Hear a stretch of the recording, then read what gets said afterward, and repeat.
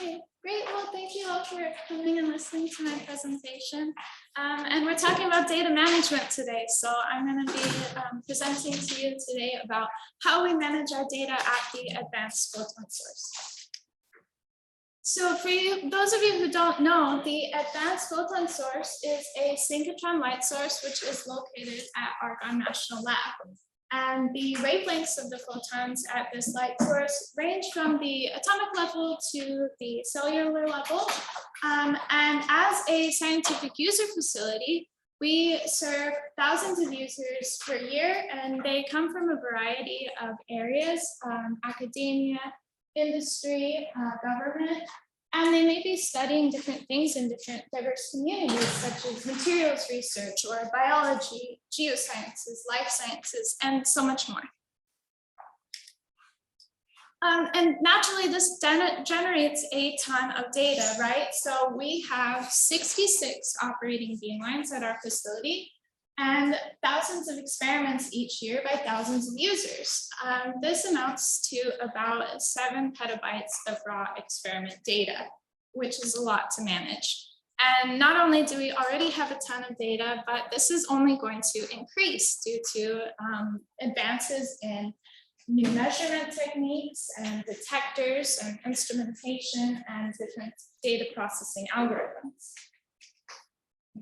So you may have heard yesterday that we are also going to be undergoing an upgrade of the APS. So we're going to replace the entire storage ring.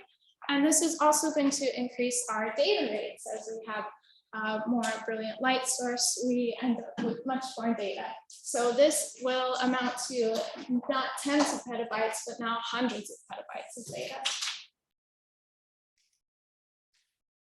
We also have some unique challenges for data management, and this comes from us having a wide variety of beamlines, users, and also our beamline staff. So the beamlines have multiple different experiment techniques. They have different detectors, data rates, data formats, operating systems, and processing workflows.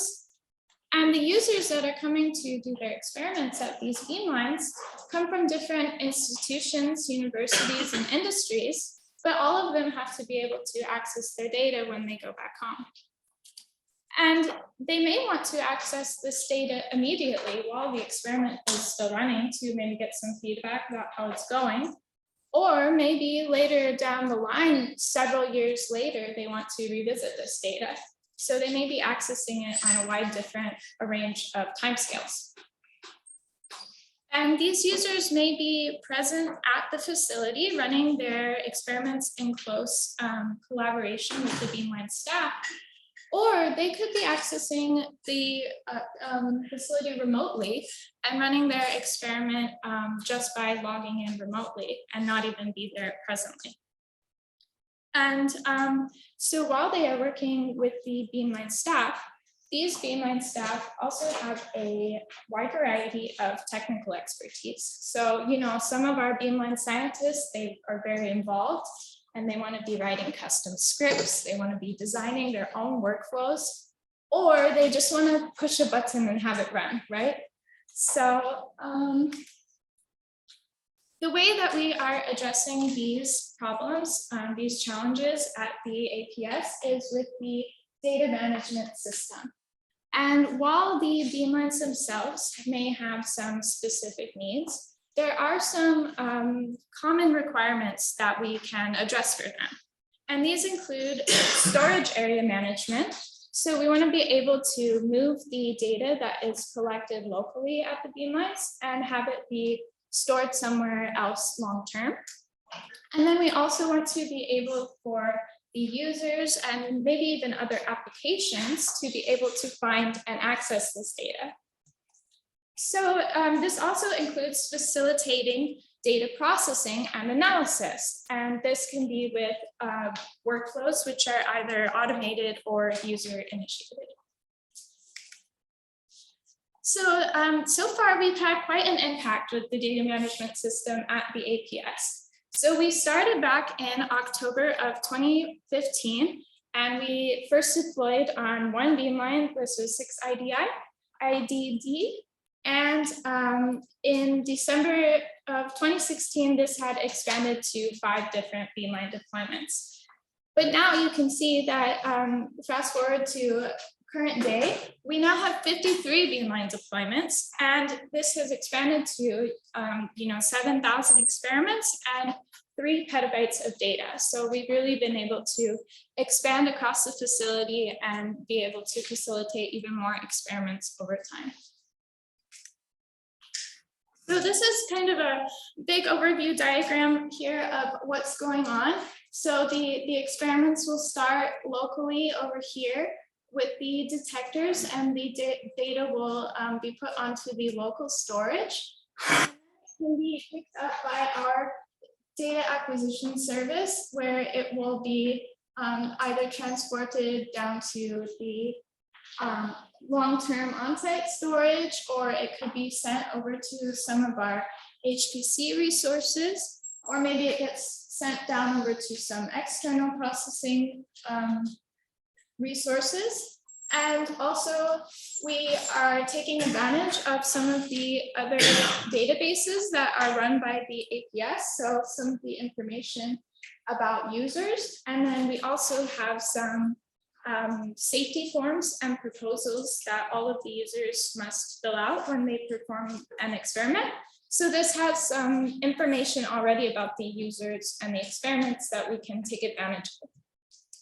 And then so at the end of the day, the users are going to be able to access their data using votes. So this is not just a software effort. There is definitely a lot of infrastructure that's going on underneath. So we have different infrastructure for network and storage and virtualization. We have different switches and storage devices going on here. So it's certainly not just a software effort. So we do have some central services that are going to be providing services to all of the beamlines centrally. And this includes a PostgreSQL database, which is going to maintain information about the users and the experiments and which different beamline deployments that we have. And then we also have a service to manage the storage, and this will interact with our LDAP and APS databases to control the permissions and say who can access the data for the experiments. And we also are leveraging the APS databases, including those safety and proposal, that's eStaff and Gov, those are the safety and proposal forms. And so this we provided a REST service on top of that. So not only are we able to access the information from those databases, but now other people at the APS can access that as well. So of course we want to be able to monitor. So we want to know when our services are up and running. So we use Nagios for that to be able to keep track of the health of our services. And we have a few user interfaces. So some of our users are going to be able to access using the Python GUI that we have here it's built with PyQt. And we also provide some command line tools and a REST service. So this is how we're addressing that need of some of the users wanting to just press buttons and some of them wanting to get really deep in there. So this is what our GUI looks like. You can see here we have some information about the users that are on this experiment and will be able to access the data. We have some descriptions, and then we also have some ability here to start uploading data. So how are we going to access the data after we leave the facility? So we are taking advantage of Globus, which is a external tool which allows you to have a Globus endpoint, and then you can transfer your data between endpoints and be able to access regardless of what location you are. This means that users can log in with their own institution credentials and then authenticate to that specific experiment using their APS credentials. We also have added some tools for local file permissions. So sometimes what happens is on those local beamline machines, the users will collect their data and then they'll leave it there, which leaves it open to other people coming in from future experiments being able to access that data. So we've just made it a little bit easier for the Beamline staff to be able to finalize that experiment and send it off so that it can only be accessed by an admin account. So some of the services that we have at the Beamline for each of the Beamlines. So we have our DAC service, and this is what's going to allow the data to be uploaded to the central long-term storage. And we've made this very customizable so that if you want to write a plugin and have the data be uploaded in a different manner, you are welcome to do that. We also keep a metadata catalog using MongoDB. And this metadata is just a set of arbitrary key value pairs. And each experiment is going to get its own collection of metadata. And this can be retrieved using the API or using this Mongo Express application. And since these are arbitrary values, the users can add whatever metadata they think is most relevant for their experiment. In addition to this, we also have a workflow engine. So we are allowing them to process their data using a set of basically a JSON format of different commands that they would like to run on that data. And then that's going to execute those steps. And this can be used either standalone by itself, just running these workflows, or you can link it in with the other services, such as the DAC service, to have your data be collected into a directory. That directory is monitored. Then those files are picked up, sent to the workflow engine, and also stored long-term.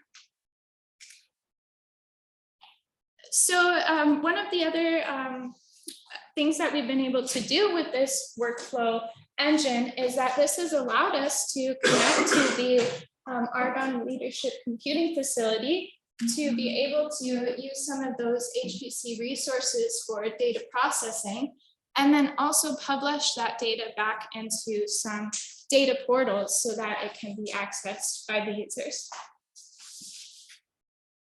So some of the future enhancements that we're looking forward to, we are currently working on a data streaming framework. So this will allow data to be streamed directly from storage to the directly from the detectors to the storage. And that's going to be one way that we are addressing increasing data rates. And also, as you saw the previous slide with those workflows publishing into portals, so we want to expand that so that more experiment techniques and users are able to have workflows that will publish into portals. And a final feature enhancements is that we are looking to interface with the Argonne Leadership Computing Facility's heap storage so that we can continue to store more data for a longer period of time. Thank you very much.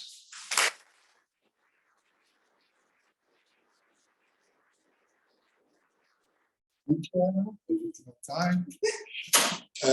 So then we have room for a couple of questions. If any, Andy, I use my voice. Okay. I'm from a large family. Do you provide a DOI service to the users? Not at the moment, but that is something that we would like to have. Any other question? Yes. So. Do the users connect under one account or under different accounts? So does every user get their own account as Beamlines?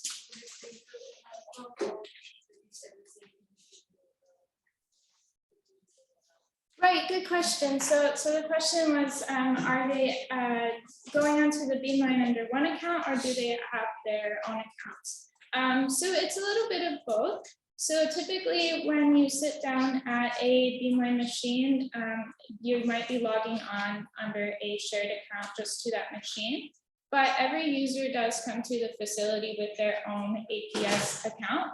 And we link that account back to the data so that only those users are the ones who are able to access the experiment data. Does that answer your question? Okay, great. So the question is, how do you know how long to store data? Is defined by a policy or you have a different mechanism?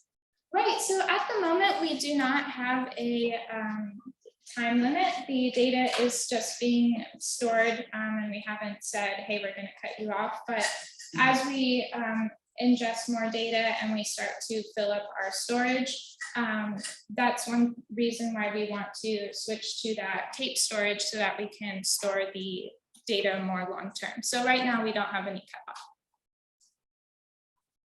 I've got last question. So then link it to the. So then you will have a data policy, or you no need for it, or not asked for, or. I think that's something that's still yet to be determined. Thank you again. Okay.